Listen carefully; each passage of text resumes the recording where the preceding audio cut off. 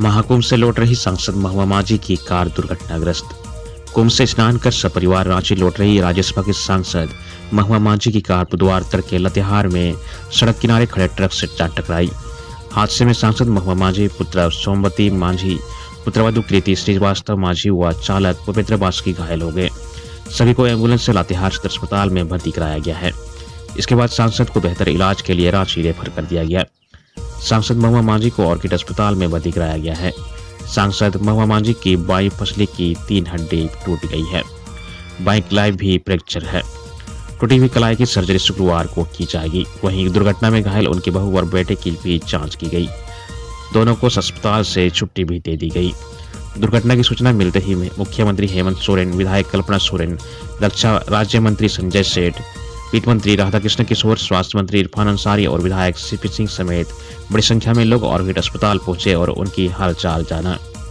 प्रत्यक्षदर्शी रघुवर यादव ने बताया कि बुधवार की सुबह 4 बजे होटवा गांव के पास सड़क किनारे लगे ट्रक से कार टकरा गई। उन्होंने बताया कि कार सांसद के पुत्र चला रहे थे। संभवतः नींद आने की वजह से यह दुर्घटना घटी है। झारखंड का आर्थिक सर्वेक्षण 28 फरवरी को होगा पेश। झारखंड का आर्थिक सर्वेक्षण रिपोर्ट 28 फरवरी को विधानसभा के पटल पर रखा जाएगा। वित्त मंत्री राधाकृष्ण किशोर सदन में आर्थिक सर्वेक्षण रिपोर्ट पेश करेंगे। सर्वेक्षण रिपोर्ट से राज्य की आर्थिक सेहत का पता चलेगा। राज्य के लोगों की आर्थिक स्थिति की जानकारी मिलेगी। आर्थिक विकास में झारखंड कितना आगे बढ़ पाया, इसकी जानकारी रिपोर्ट में होगी। इसके साथ सरकार की योजनाओं का कितना लाभ राज्य को मिला, इसका लेखा जोखा भी रिपोर्ट में मिलेगा। 2 मई को खुलेंगे केदारनाथ धाम के कपाट। उत्तराखंड स्थित केदारनाथ मंदिर के कपाट शीतकाल में 6 माह बंद रहने के बाद श्रद्धालुओं के लिए 2 मई को खोल दिए जाएंगे। इसकी घोषणा श्री बद्रीनाथ केदारनाथ मंदिर समिति के मुख्य कार्यकारी अधिकारी विजय प्रसाद थपलियाल ने बुधवार को की। इसके साथ ही 4 धाम यात्रा के अन्य 3 धाम बद्रीनाथ, गंगोत्री और यमुनोत्री की कपाट खुलने की भी घोषणा की गई। बद्रीनाथ धाम 4 मई को, जबकि गंगोत्री व यमुनोत्री धाम के कपाट 30 अप्रैल को अक्षय तृतीया के पर्व पर खुलेंगे। मैट्रिक परीक्षा पेपर लीक मामले में स्ट्रांग रूम के प्रभारी और 10 शिक्षकों से मांगा स्पष्टीकरण। जैक मैट्रिक परीक्षा पेपर लीक मामले में कई लोगों पर गाज गिरनी तय है। बुधवार को उपायुक्त नमन पीएस लकड़ा के निर्देश पर जिला कोषागार पदाधिकारी ने काज में लापरवाही बरतने पर 10 शिक्षकों से स्पष्टीकरण मांगा है। यह शिक्षक है मनोज कुमार यादव, मनोज कुमार वर्मा, मुंचुन अंसारी, गोविंद झा, अभिमन्यु सिंह, अरुण कुमार गुप्ता, रितेश रमेश, उमेश प्रसाद चौधरी और पवन। पत्र में कहा गया है कि संबंधित शिक्षकों को प्रश्न पत्र को वज्रगृह में भंडारण का दायित्व दिया गया था। इसके बावजूद मजदूर द्वारा प्रश्न पत्र की चोरी कर ली गई। इधर कोडरमा पुलिस द्वारा उस दंडाधिकारी और केंद्र अधीक्षकों को चिन्हित किया जा रहा है जिसने प्रश्न पत्र लेते समय और परीक्षा केंद्रों में बांटते समय सील देखना तक उचित नहीं समझा। प्रश्न पत्र को स्ट्रांग रूम तक पहुंचाने और सभी पैकेट को सीरियल नंबर के साथ मिलान कर प्रश्न पत्र को सौंपने के लिए जैक से भी एक पदाधिकारी को प्रतिनियुक्त किया गया था। लापरवाही इस स्तर पर भी हुई कि सूत्रों के अनुसार प्रश्न पत्र ढोने के लिए जिन मजदूरों को लगाया गया था उनके सप्लायर विक्की मिर्धा की भी पुलिस तलाश कर रही है।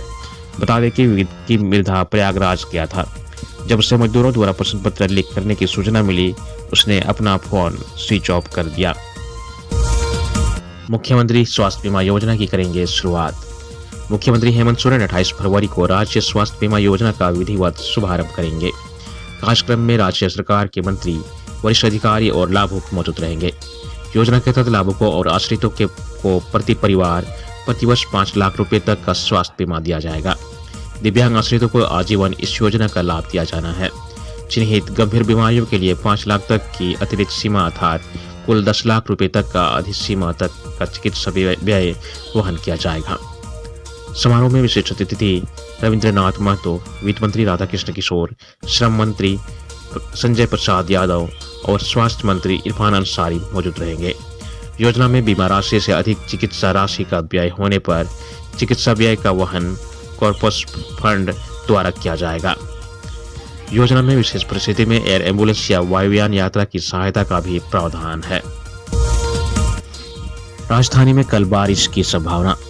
पश्चिमी विक्षोभ में उत्तर भारत में बर्फबारी व बारिश के कारण इसका असर झारखंड पर भी पड़ने की संभावना है।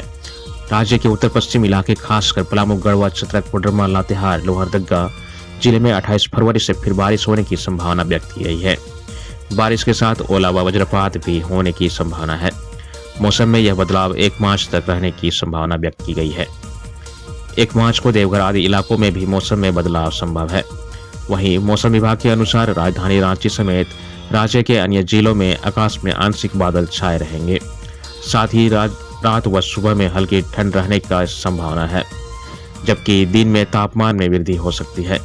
मौसम विज्ञान केंद्र के वैज्ञानिक अभिषेकानंद ने के अनुसार अगले 3 दिनों में तापमान में 3 से 4 डिग्री सेल्सियस की वृद्धि हो सकती है। 2 मार्च से मौसम शुष्क रहेगा। बुधवार को राज्य में सबसे अधिक तापमान सरायकेला का रहा। यहाँ का अधिकतम तापमान 33.7 डिग्री दर्ज किया गया। टीएससी का गठन, हेमंत सोरेन अध्यक्ष व चमरा लिंडा को बनाया गया उपाध्यक्ष। Jharkhand tribal advisory council TSC का गठन कर लिया गया है। टीएससी के अध्यक्ष मुख्यमंत्री हेमंत सोरेन बनाए गए हैं, जबकि उपाध्यक्ष मंत्री चमरा लिंडा बने हैं। अनुसूचित जनजाति, अनुसूचित जाति, अल्पसंख्यक एवं पिछड़ा वर्ग विभाग ने इसकी अधिसूचना जारी कर दी है। मार्च में टीएससी की पहली बैठक होगी। अभी तिथि की घोषणा नहीं की गई है। 19 सदस्यीय टीएससी में पूर्व मुख्यमंत्री बाबूलाल मरंडी व चप्पई सोरेन भी शामिल किए गए हैं। टीएससी में कुल 15 विधायक सदस्य के रूप में रखे गए हैं। यह विधायक professor Stephen मरंडी, Alok Kumar Soren, Louis मरंडी, Sanjeev Sardar, Sunaram Singh, जगत मांझी, दशरथ गगराय, सदीप गुड़िया, राम सूर्य मुंडा, राजेश कच्छप, जिगा सुसौरेन होरो, नमन विक्सल कुंगाड़ी और रामचंद्र सिंह हैं।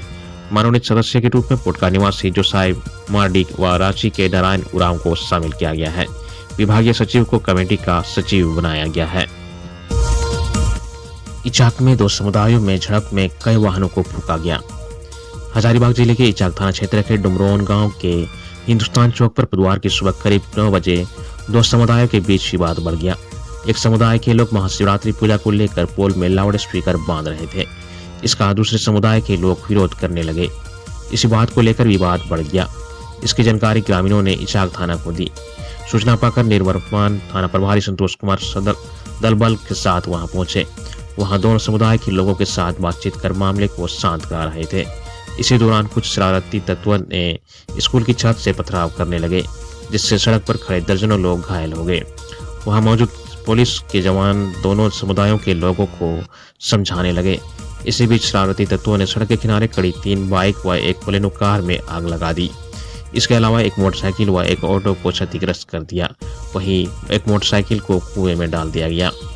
लगभग 1 घंटे तक दोनों समुदायों के बीच जमकर पत्थरबाजी हुई। गांव में तनाव को देखते हुए डुमरोन गांव में पुलिस बल तैनात कर दिया गया है। फिलहाल स्थिति नियंत्रण में है। पुलिस शरारती तत्वों की पहचान करने में जुटी हुई है। महाशिवरात्रि पर बाबा मंदिर में 2 लाख लोगों ने किया जलाभिषेक। महाशिवरात्रि पर बाबा बैद्यनाथ मंदिर में दर्शन पूजन के लिए आस्था का सैलाब उमड़ पड़ा। इस दौरान करीब 2.25 लाख भक्तों ने बाबा मंदिर पर जलाभिषेक कर मंगल कामना की। वहीं शीघ्र दर्शनम कूपन लेकर 7,543 भक्तों ने पूजा अर्चना की। महाशिवरात्रि पर जलार्पण के लिए मंगलवार रात से ही लोगों की कतार लग गई थी तथा बुधवार सुबह पट खुलने से पहले ही कतार करीब 6 किलोमीटर से अधिक लंबी हो गई। परंपरा के अनुसार महाशिवरात्रि पर आज सुबह सबसे पहले मां काली की पूजा की गई। इसके बाद बाबा मंदिर के गर्भगृह का पट खोला गया। सरदार पंडित श्री श्री गुलाबानंद ओझा सहित अन्य पुजारी व तीर्थ पुरोहित गर्भगृह में प्रवेश किए। तेलंगाना सुरंग हादसा बचाव अभियान में लगेंगे और 2 दिन। तेलंगाना के सिंचाई मंत्री एन उत्तम कुमार रेड्डी ने बुधवार को कहा कि सुरंग में फंसे 8 लोगों को निकालने का अभियान 2 दिनों में पूरा हो जाएगा। मंत्री ने कहा कि पूरे अभियान की समीक्षा की गई है। हमने ठोस कार्य योजना बनाई है। अब हमें उम्मीद है कि अब हम 2 दिन में समूचे अभियान को पूरा कर लेंगे। मंत्री ने कहा कि बचाव कर्मियों की जान की सुरक्षा को ध्यान में रखते हुए मंगलवार को बचाव अभियान की गति धीमी कर दी गई थी। उन्होंने कहा कि ढह गई सुरंग से पानी निकालने का काम जारी रहेगा और अंदर लगी टनल बोरिंग मशीन को गैस कटर की मदद से टुकड़ों में काट कर बाहर निकाला जाएगा। उन्होंने कहा कि इसके बाद सेना, नौसेना, रेड माइनस एवं एनडीआरएफ की टीम लापता 8 लोगों को बचाने के लिए एक और गंभीर प्रयास करेगी, लेकिन बचाव कर्मियों की सुरक्षा से कोई समझौता नहीं किया जा